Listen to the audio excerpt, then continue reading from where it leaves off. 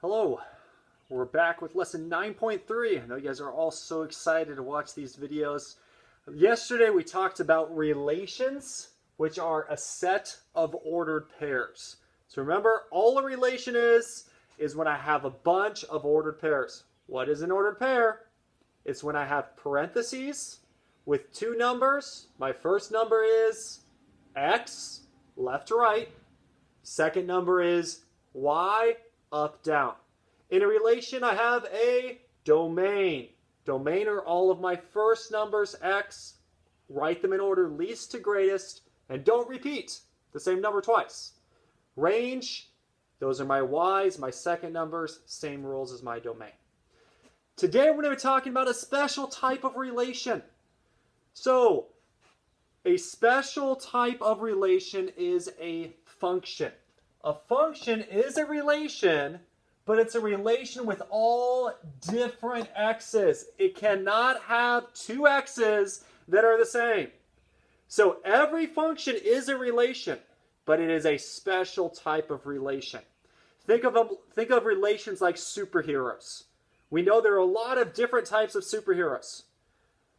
Some superheroes have capes. Some superheroes do not have capes. If we think of all of the caped superheroes, those could be like the functions. Relations are all the superheroes. The caped superheroes are a specific type of superhero. Are all caped superheroes superheroes? Yes. Do all superheroes have capes? Nope. My favorite one, Spider-Man, he doesn't have a cape, but he's still a superhero. Superman has a cape and is a superhero. So a relation is like a superhero. It includes every set of ordered pairs. A function is a specific type of superhero. Only the ones that have capes. If it doesn't have a cape, it's still a superhero, but it's not a cape superhero. A function is a special type of relation. It's a relation with all different x's. If a relation has two x's that are the same, it's a relation, but it's not a function. If every x in the relation is different, then it is not only a relation, but now it's a special type of relation. It's a function. So function means every x has to be different. Well, how about the y's? Doesn't matter. Y's can be the same or different.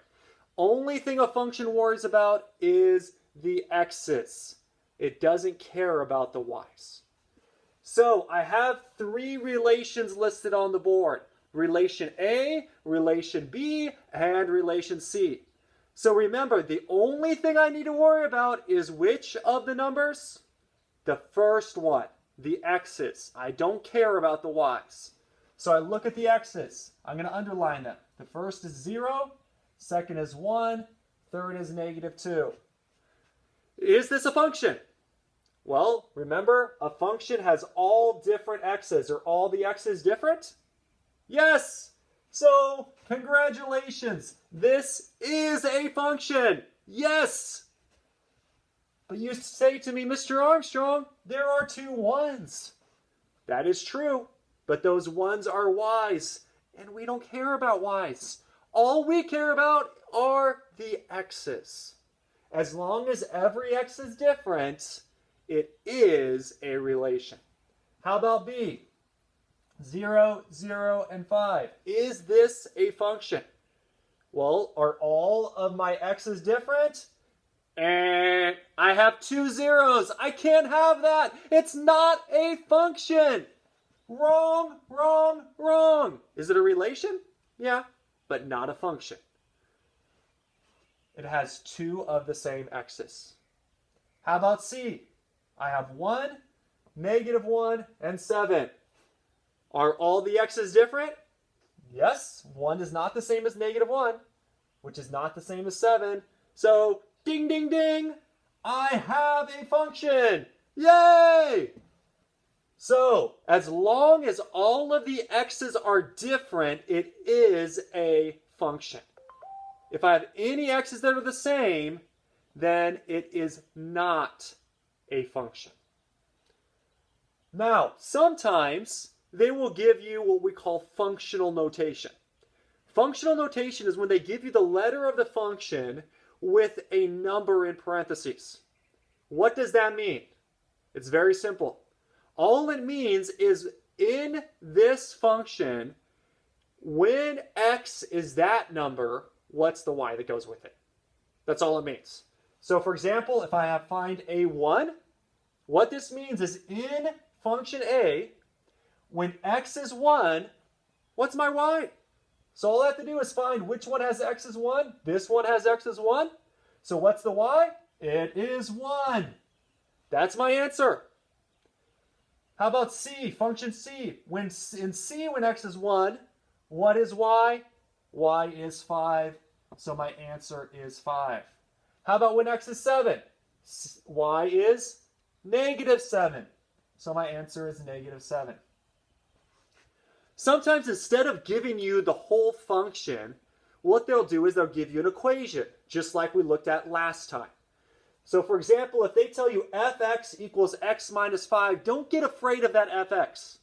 All this fx is saying is it's the same as saying what is y.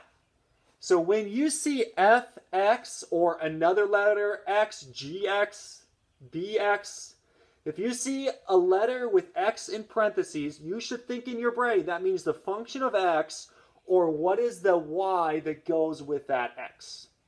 So if I have the function of x is x minus 5, and then it says find f in parentheses 5, what that is telling me is what will y be when x is 5.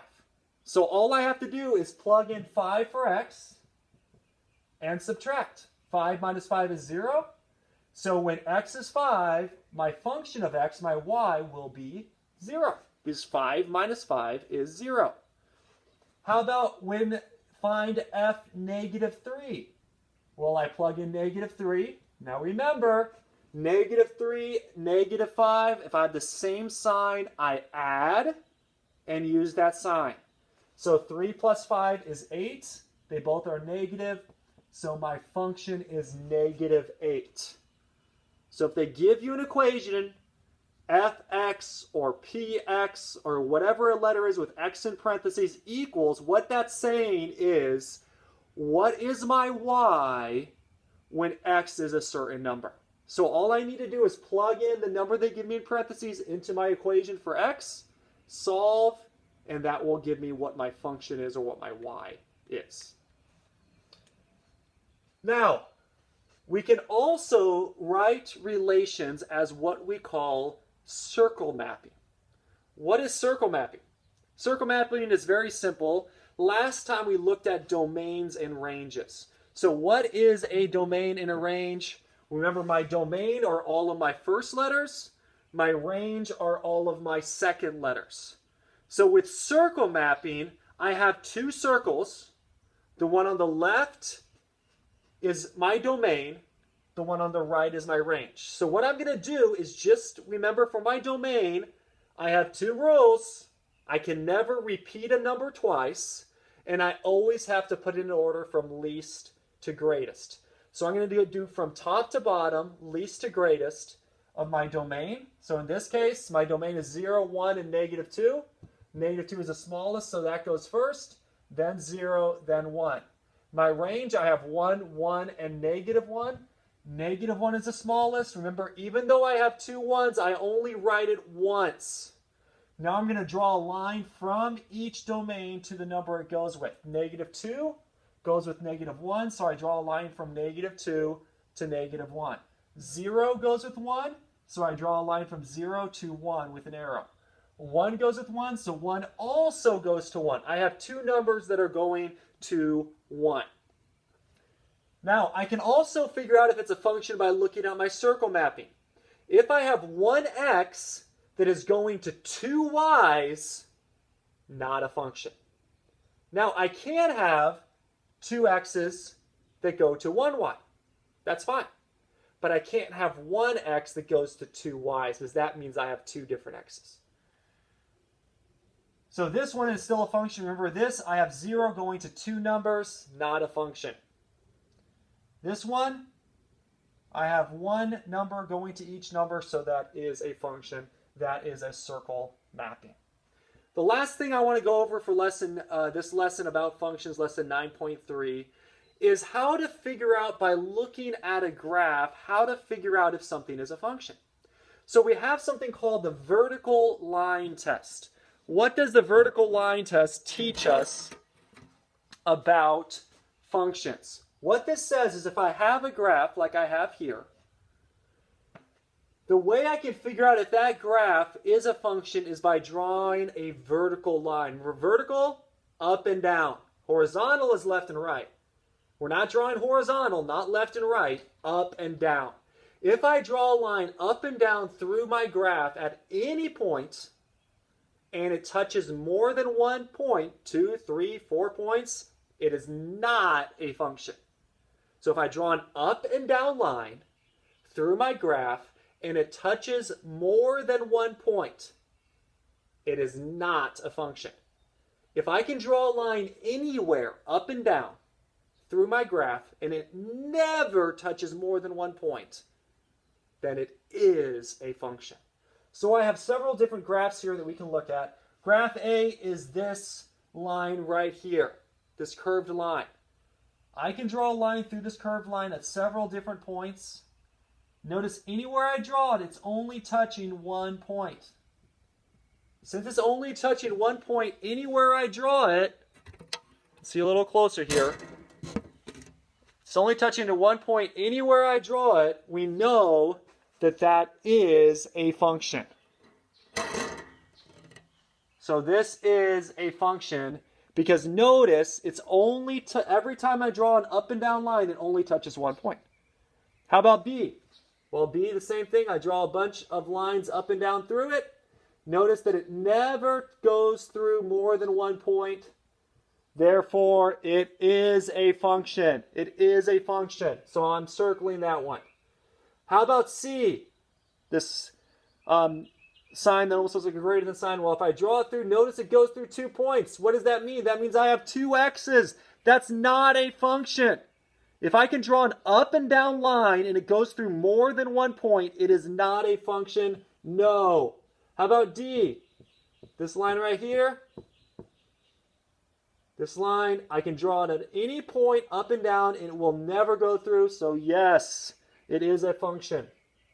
How about E? Well, this one goes through a whole bunch of points, so it's not a function. That means it has several x's that are the same. So, to recap one more time, what is a function? A function is a type of relation where no x's are the same. If any x's are the same, not a function. Every x has to be different for it to be a function. That ends today's video.